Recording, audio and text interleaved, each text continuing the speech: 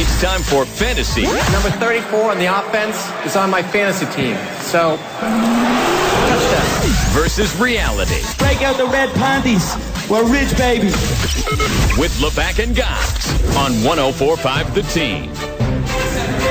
Ah, yes, my friends, it is time for fantasy versus reality. And what's realer than people weighing in to box right next to you as it's all getting started? That's real, recognizing real. You know what I'm saying? Yeah. I get you. All right, so fantasy versus reality. As you know, I picked 3 teams against the spread. That's the reality part of it. Goz gives you 3 players against their fantasy point spreads, we'll say. That's the fantasy part. And if his score more than what they're supposed to, he gets a point. If I win my bet, I get a point. Are you ready? Yes, do we want to recap last week first?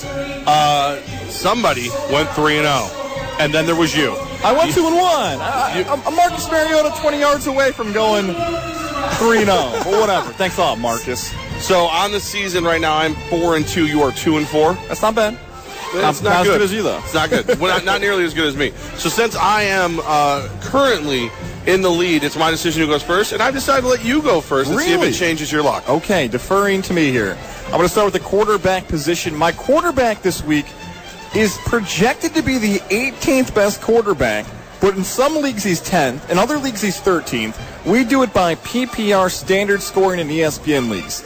This guy's listed 18th, and that is Philadelphia Eagle quarterback Carson Wentz. Now think about this for Carson Wentz this week. His projection, it's about 15.6. So all Carson Wentz has to do against the New York Giants is throw for 240 yards, 1 touchdown, no picks, no rushing yards.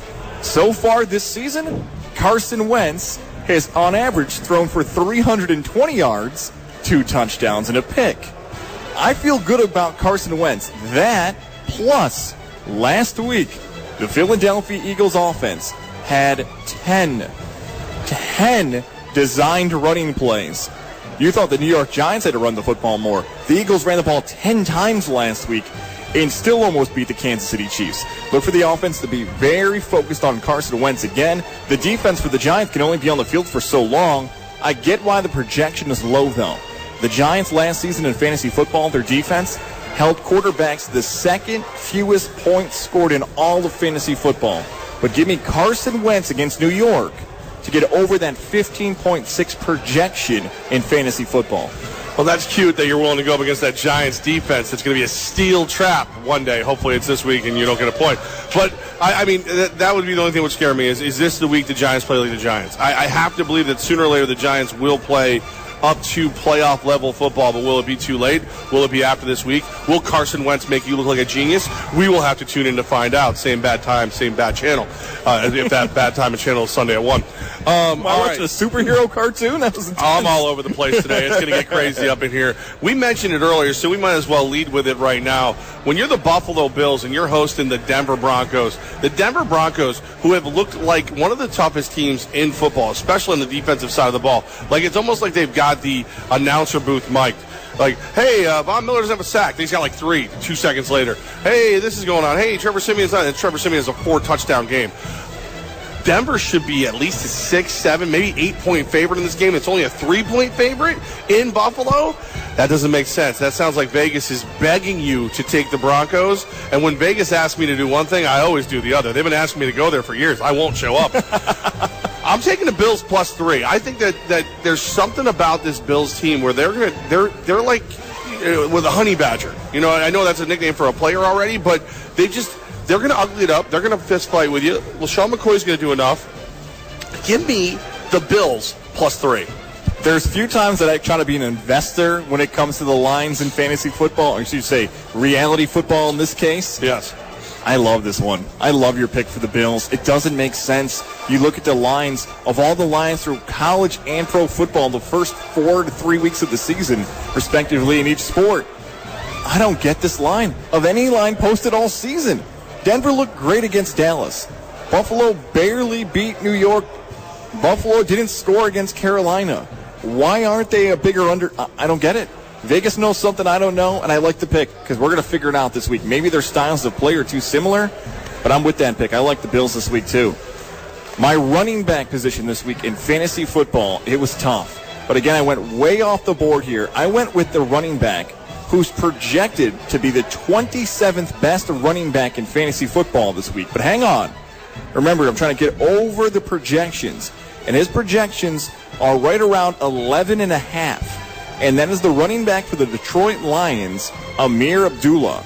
Last week against the New York Giants, how about 17 carries for 86 yards? That's Amir Abdullah's best game in his career, and he almost became the first Detroit Lion running back to have over 100 yards in a game since 2013. Now, the Atlanta Falcons, I get it, it's going to be a shootout, Stafford versus Ryan, but the Falcons had allowed the second most fantasy football points to running backs this season. The Lions are losing to the Falcons, which could be happening, and we're talking a PPR, points per reception scoring standard league. That's a lot of catches out of the backfield for Amir Abdullah. All he needs is about 4 catches, 20 yards, and 60 yards rushing, and I exceed my projection. I know he's way off the board, but the matchup feels good to start Amir Abdullah in lineups this week. I feel like sometimes you look at my notes, you turn them upside down and interpret them the wrong way. Because I am also picking this game, my friend, and I'm taking the Falcons. The Dirty Birds are going to soar in this game. The Detroit Lions, think about this. They had a dominating game against the Giants and couldn't put them away. The Giants were in that game to the fourth quarter, as terrible as they played. The Falcons ain't the Giants, kid. The Falcons are a Super Bowl team. The Falcons are going to do them ugly. It's going to be bad. Matthew Stafford's going to be throwing all over the field, hoping and praying that he can get his team back into this game. The Falcons are only a 3-point favorite at Detroit, but I got to tell you, this is one that somebody got wrong because they are going to win by a lot. Give me the Falcons. I know that everybody's in love with Stafford all of a sudden, highest paid player in the game, and he makes these beautiful throws, these fourth-quarter comebacks. I think it's going to be one of those games where he's going to be called upon to make a fourth-quarter comeback, but it's going to be too late. Give me the Falcons. I'll take the Dirty Birds. I'll lay the 3 points. Good. You can take the Falcons if you want, as long as they're throwing the football and I'm getting receptions from Amir Abdullah and getting some garbage points at the end. I'll take it for fantasy football. The last position I have here is always wide receiver / tight end. One of those two positions I take every week. And this week, again, another one way off, but I love this player in his matchup this week. Remember the name, if he's available. Check out your fantasy football leagues. Go to the waiver wire and see if Rashard Higgins from the Cleveland Browns is out there again. Rashard Higgins. He's now listed as the starting wide receiver for the Cleveland Browns. Last week, he played in 54 of the Browns' 71 offensive snaps. How about 11 targets from Deshaun Kaiser, 7 catches, and 95 yards? From who? Rashard Higgins. It's one of these things where these young players get with a young rookie quarterback, whether it be OTAs, whether it be the scout team, whether it be the third-team reps. And he may not be a better wide receiver than somebody else, but the quarterback knows how to throw to him. Corey Coleman now hurt for the Browns as well. And the Colts stink. They've held the running backs, the Indianapolis Colts, for as bad as they've been, to the second fewest fantasy points for the running back position this season. But on the other end for the Colts, how about they've allowed the 31st most in passing yards and the 29th most in total passing yards per catch? They can't defend the passing game. Give me Rashard Higgins for the Cleveland Browns with a 9.5 projection to be a stud in fantasy football this week, and go pick him up if he's on the waiver wire. You got to wonder when all of a sudden people are going against each other and we never do our homework together, but somehow, some way, we end up with the same games. This is the same. I have no idea. This game too? I picked this game. Wow, 3 for 3 for us on this. Oddly enough, I did pick up Higgins as a backup in a couple of leagues because I think he's going to have a decent year moving forward. If you told me before this season started one of my favorite games of the week would be between Deshaun Kaiser and Jacoby Brissett, I would call you crazy. But here we are. The Cleveland Browns are favored on the road. Not in the dog pound. On the road. You don't think that Scarface, Hugh Jackson's not walking into that locker room, puffing out his chest and telling everybody, I told you we were going to get here. I told you that everybody was sleeping on us. We're a real football team, and now they know who we are. We're here, and we're a favorite, and let's make sure that this is the first of many weeks where we're a favorite. Give me the Cleveland Browns -1 over the Colts. I don't like how much we've agreed on 2 of your 3 picks, but I love that too. Again, Cleveland was 1-15. You don't like it. I usually get things right. Cleveland was 1-15 last season, and they're favored in September on the road. How? What is going? Is it Rashard Higgins? Is it Deshaun Kaiser? Is it huge? Again, one of these games I look at the line and think, what does Vegas know that I don't know? I know Cleveland stinks. I know the Colts stink. But who smells worse or who smells better? I don't even know what we were looking at in this game. I like the Browns pick. I'm 2 for 3 for yours, and we have all the same games picked. I'm going to recap mine again first. All right, you go ahead and do your recap. Again, we're looking for over projections, PPR standard scoring. The guys who have been listed with this, we're going to have better games than we think they're going to have. Quarterback, 18th best ranked right now, 15.6 is his projection. It's Carson Wentz for the Philadelphia Eagles against the New York Giants. The running back position, ranked 27th this week, 11.3 on projections. Think about starting Detroit Lion running back Amir Abdullah. Had a nice game against the Giants last week. He gets the Atlanta Falcons this week, who allowed the second most fantasy football points to running backs. In my wide receiver, go run to your waiver wire, put him in your slot, move your slot position around. Go find Rashard Higgins from the Cleveland Browns as your wide receiver this week as they take on the Indianapolis Colts. All right, and me over here, just sitting in a casino thinking about rolling those dice. I've got some fun ones for you. The Buffalo Bills +3. I know that there's going to be a lot of Bronco fans in the stands in Buffalo, but may not be as warm a reception as the weather is outside. We heard from Mike Rodak it'll be the warmest home game for the Bills in 15 years.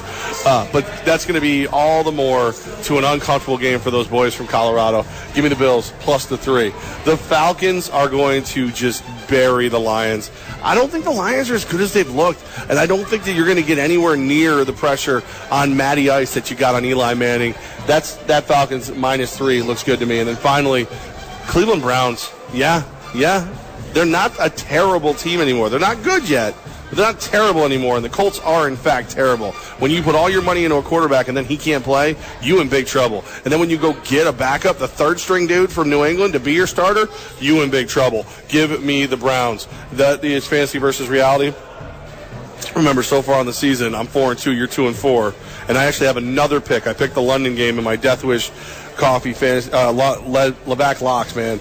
And those are all at 1045theteam.com. You can check those out as well. I'm going to beat you again. Guys. Oh, I feel really confident in your picks, and I feel confident in my picks. So I feel it's going to be like a 3-0 week when it evens out. We can only hope.